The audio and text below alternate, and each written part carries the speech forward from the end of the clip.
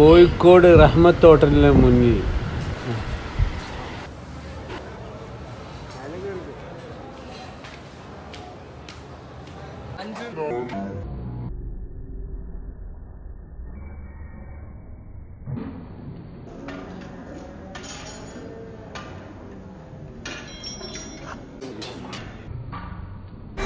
തിരക്കിനിടയിൽ ഒരു നല്ലൊരു മനുഷ്യനെ കണ്ടു. റഹ്മത്ത് ഹോട്ടലിൽ കാഷ്വറിൽ എപ്പോഴും ഉണ്ടാവാറുണ്ട്. മൂപ്പര് ഞങ്ങൾക്ക് സീറ്റ് അറേഞ്ച് പിന്നെ നല്ല ചൂടുള്ള സാധനം വന്നിട്ടുണ്ട്. ഞങ്ങൾ രണ്ടുപേരും ഓർഡർ ചെയ്ത സാധനം കൂന്തളായിരുന്നു. ചെമ്മീൻ ബിരിയാണി കഴിക്കാൻ വേണ്ടിയിട്ടായിരുന്നു പോയത്. പക്ഷേ കിട്ടിയത് ചെമ്മീൻ ബിരിയാണി അവിടെ കഴിഞ്ഞു.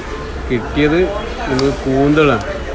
ബിരിയാണിക്ക് ഇടയ്ക്ക് കഴിക്കാറുണ്ട്. പുറമേ ഉള്ളവർക്ക് ബിരിയാണി ആയിരിക്കും ഇഷ്ടം. പക്ഷെ ഞങ്ങൾ ഇടയ്ക്ക് ബീഫ് ബിരിയാണി കഴിച്ചതുകൊണ്ട് ഇന്നൊന്നും മാറ്റി പിടിക്കാമെന്ന് വിചാരിച്ച് പോയതാണ്. പക്ഷേ ചെമ്മീൻ ബിരിയാണി കഴിഞ്ഞു. നല്ല തിരക്കുണ്ടായിരുന്നു. ഇന്ന് സൺഡേ അല്ലേ, നല്ല തിരക്കുണ്ടായിരുന്നു. പിന്നെ ഇതാണ് കൂന്തൾ. നല്ല അടിപൊളി ടേസ്റ്റാണ്. ഇവിടെ വന്നാൽ മസ്റ്റായിട്ടൊന്ന് ട്രൈ ചെയ്ത് നോക്കണം. ഞങ്ങൾ രണ്ടുപേരും ഫുള്ളാണ് വാങ്ങിയത്.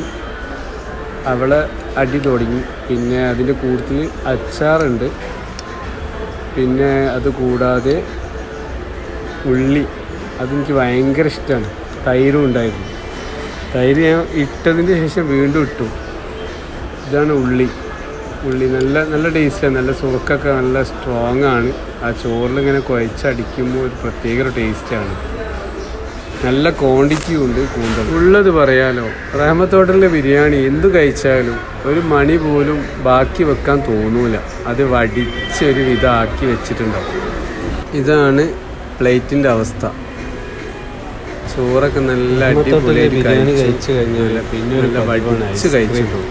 പ്ലേറ്റൊക്കെ ക്ലീനാണ്. ഇവിടുത്തെ ഫുഡ് കഴിക്കുമ്പോൾ പ്രത്യേക ഒരു ടേസ്റ്റാണ്. അത് പറയണ്ടല്ലോ, എല്ലാവർക്കും അറിയുന്ന കാര്യമാണ്. എന്നാലും ഞാൻ ഓർമ്മപ്പെടുത്തുന്നുള്ളൂ. കഴിക്കുന്ന ഫുഡ് നല്ല ഒരു മണി ഒഴിവാക്കാതെ കഴിക്കുന്നതാണ് ഏറ്റവും നല്ലത്. കാരണം അത് രുചി ഉണ്ടാകുമ്പോൾ അങ്ങനെ കഴിച്ചു പോകുന്നതാണ്.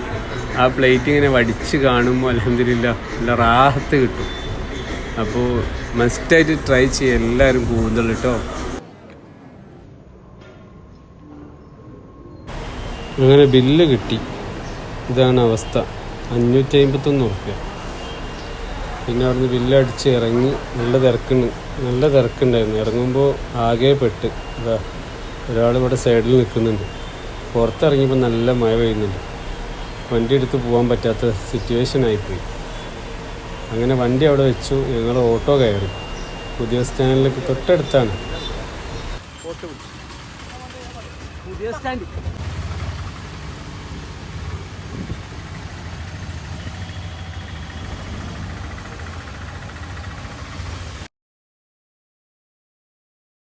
നമ്മുടെ മുത്ത്. യൂട്യൂബ് ചാനൽ തുടങ്ങാൻ കൂടുതൽ പ്രചോദനം തന്ന ഇയാളാണ്. പിന്നെ ഇയാളും ഇവർ രണ്ടുപേരും യൂട്യൂബ് തുടങ്ങാനുള്ള എല്ലാ സഹായ വാഗ്ദാനങ്ങളും തന്നു. വാഗ്ദാനം എന്താണെന്ന് വെച്ചാൽ പിന്നെ പറഞ്ഞുതരാം.